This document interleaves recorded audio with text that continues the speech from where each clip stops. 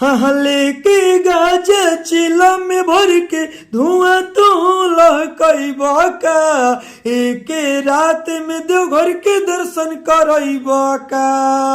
हाँ लेके गाजा चिलम में भर के धुआं तू लहकैब का, एक रात में देवघर के दर्शन करैब का। हर हर महादेव। कैसे सिंगर भाई लोग ये जो गाना लिखे हैं ना, बोल बम गाना लिखे हैं देवघर के दर्शन करैबा का।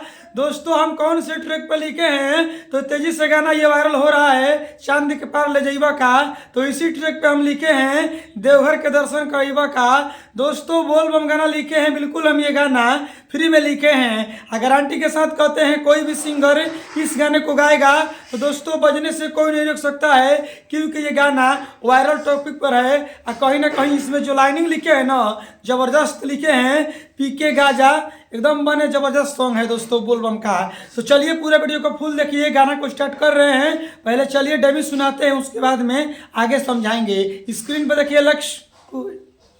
चलिए दोस्तों ये मुखड़ा है, हम मुखड़ा को गा रहे हैं। बन के बन गनी हम तो कांवरिया, कैसे हम जाई सुन देव घर नगरिया। हाँ बन के बन गनी हम तो कांवरिया, कैसे हम जाई सुन देव घर नगरिया। नशा में बाड़ा पूरा तुम्हारा तले, नशा में बाड़ा पूरा तुम्हारा तले। अरे कैसे तू हमके चढ़ाइब का, हाँ लेके गाजा चिलम में भर के धुआं तू लहकैब का, एक रात में देवघर के दर्शन करैब का। हाँ लेके गाजा चिलम में भर के धुआं तू लहकैब का, एक रात में देवघर के दर्शन करैब का। चलिए दोस्तों ये पहली का अंतरा है, हम पहली का अंतरा को गा रहे हैं। सुइया पहाड़ी के चढ़ाई होला भारी, कैसे हम जाई सुन भोला के दुआरी। कैली न बहला तू बुक एगो गाड़ी, दिलो न किन के तू गिरवा रंग के साड़ी। हाँ सुइया पहाड़ी के चढ़ाई होला भारी, कैसे हम जाई सुन भोला के दुआरी। कैली न बहला तू बुक एगो गाड़ी, दिलो न किन के तू गिरवा रंग के साड़ी। खैले तू बाड़ा भंगिया के गोला, खैले तू बाड़ा भंगिया के गोला।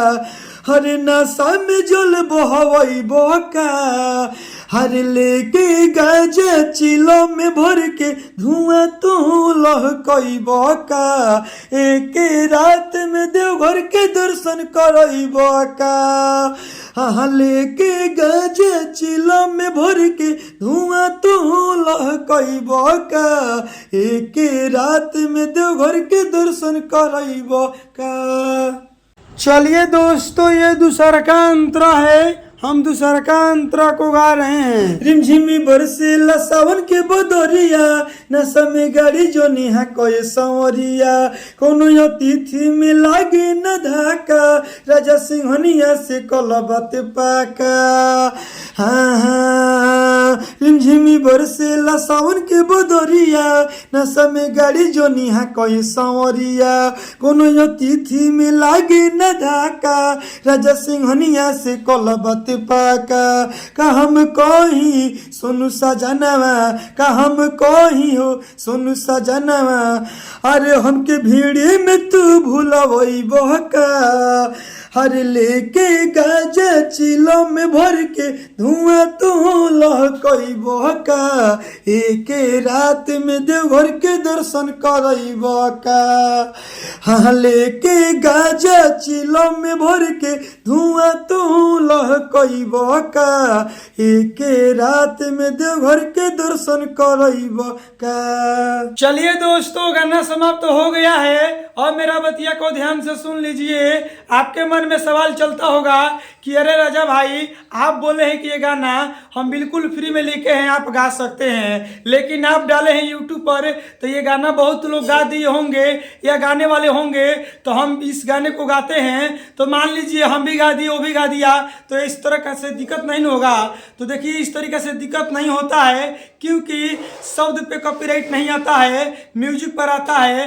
आप गाना गाइएगा तो आप अपना म्यूजिक बनवा कर गाइएगा, वो अपना म्यूजिक बनवा कर गाएगा, तो दोस्तों कॉपीराइट कभी नहीं आता है। लेकिन फिर भी आपके मन में सवाल चल रहा है कि नहीं नहीं नहीं हम इस गाने को नहीं गाएंगे, हम अपने लिए पर्सनल गाना लिखवा कर गाएंगे, इनसे बढ़िया इनसे बेस्ट। तो अगर आपको पर्सनल गाना लिखवाना है इनसे बढ़िया इनसे बेस्ट, तो देखिए स्क्रीन पर मोबाइल नंबर है, कॉल करके हमसे बात करिए, हमसे बात करके पर्सनल गाना लिखवा लीजिए, हम आपको लिख कर गाना व्हाट्सएप पर डाल देंगे। तो कॉल कीजिए और हमसे बात करिए, पर्सनल गाना लिखवा लीजिए, बोलबम गाना चाहे कोई भी गीत लिखवाना है लिखवा लीजिए, भोजपुरी हिंदी मगही कोई भी गाना। तो चलिए कॉल कीजिए और हमसे बात करके पर्सनल गाना लिखवाइए। लेकिन जाते जाते बोलेंगे चैनल पर नए हैं तो सब्सक्राइब कर दीजिए, लाइक कर दीजिए, कमेंट बॉक्स में बताइए मेरा ये गाना कैसा लगा, किस टाइप के गाना लिखे वो भी बताइए। चलिए बाय बाय, लव यू।